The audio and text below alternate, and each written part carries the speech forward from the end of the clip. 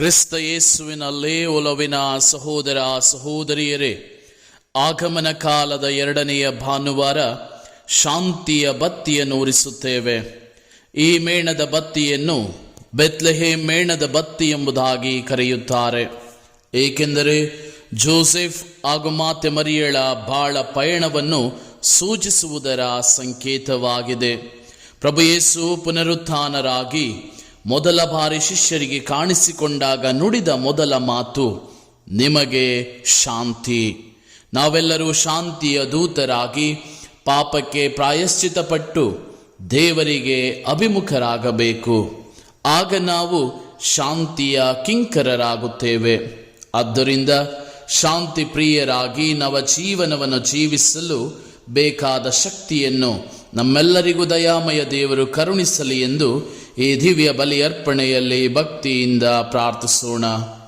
ಆತ್ಮೀಯರೇ, ಭರವಸೆಯ ಯಾತ್ರಿಕರಾದ ನಾವು ನಮ್ಮ ಬಾಳಿನ ಭರವಸೆಯ ಚಿಲುಮೆಯಾದ ಪ್ರಭು ಯೇಸುವನ್ನು ನಮ್ಮ ಹೃದಯವೆಂಬ ಗುಡಿಗೆ ಆಹ್ವಾನಿಸಲು ಸಿದ್ಧತೆಯನ್ನು ಮಾಡುತ್ತಿದ್ದೇವೆ.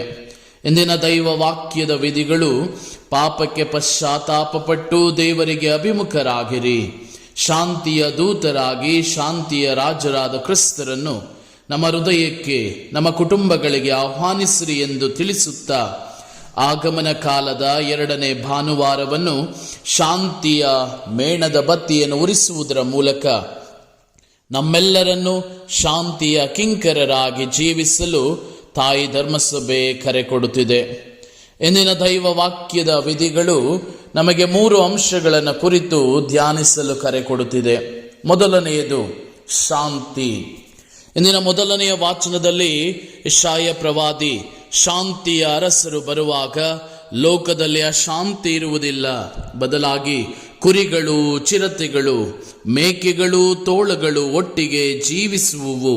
ಅಂದರೆ ಶಾಂತಿಯ ಅರಸರು ಈ ಭುವಿಗೆ ಬಂದು ದೇವರ ಮತ್ತು ಮಾನವರ ನಡುವೆ ಶಾಂತಿ, ಮಾನವ ಮತ್ತು ಮಾನವನ ನಡುವೆ ಶಾಂತಿ, ಮಾನವ ಮತ್ತು ಸೃಷ್ಟಿಯ ನಡುವೆ ಶಾಂತಿಯನ್ನು ತರುವರು.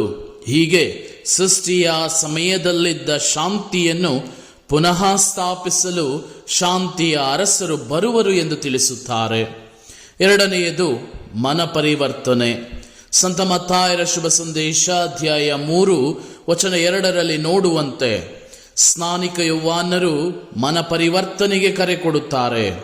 ಪಶ್ಚಾತ್ತಾಪಪಟ್ಟು ಪಾಪಕ್ಕೆ ವಿಮುಖರಾಗಿರಿ, ದೇವರಿಗೆ ಅಭಿಮುಖರಾಗಿರಿ, ಸ್ವರ್ಗ ಸಾಮ್ರಾಜ್ಯ ಸಮೀಪಿಸಿತು ಎಂದು ಭರವಸೆಯ ಯಾತ್ರಿಕರಾದ ನಮಗೆ ಕೂಗಿ ಹೇಳುತ್ತಾ, ನಮ್ಮ ಹೃದಯದಲ್ಲಿರುವ ದುಷ್ಟ ಪ್ರೇರಣೆಗಳನ್ನು, ಕೋಪ, ಮದ ಮತ್ಸರವನ್ನು, ನಾನು ನನ್ನದು ಎಂಬ ಸ್ವಾರ್ಥವನ್ನು ದೂರ ಮಾಡಿ ಮನ ಪರಿವರ್ತನೆ ಹೊಂದಿ ನಮ್ಮ ಹೃದಯಗಳನ್ನೇ ಪ್ರಭುವಿನ ಹುಟ್ಟುವಿಕೆಗೆ ಮತ್ತೊಂದು ಗೋದಲಿಯನ್ನಾಗಿ ಮಾರ್ಪಡಿಸಬೇಕು ಮತ್ತು ಶಾಂತಿಯ ಹೃದಯವೆಂಬ ರಾಜ್ಯದಲ್ಲಿ ಶಾಂತಿ ದೂತನ ಜನನವಾಗಬೇಕು ಎಂದು ತಿಳಿಸುತ್ತಾರೆ.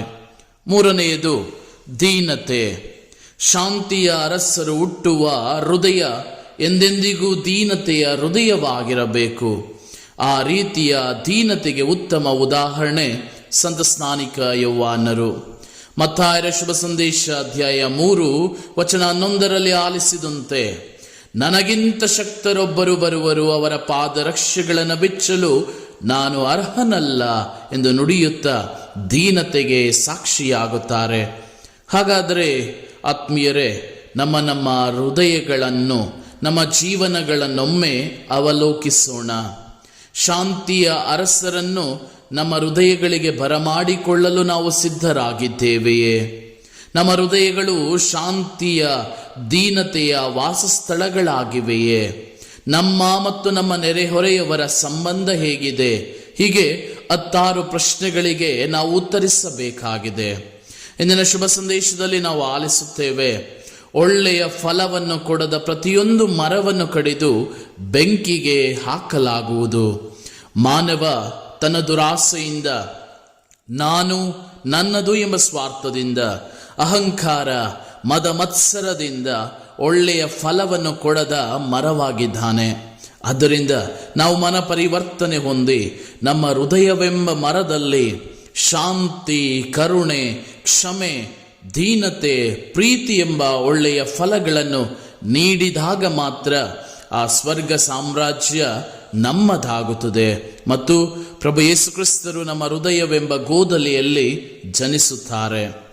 ನಾವೆಲ್ಲರೂ ಸಹ ಮಾತೆ ಮರಿಯಳಂತೆ, ಸಂತ ಜೋಸೆಫರಂತೆ, ಸಂತ ಸ್ನಾನಿಕ ಯೋವಾನರಂತೆ ದೀನತೆಯ ಶಿಖರಗಳಾಗಬೇಕು.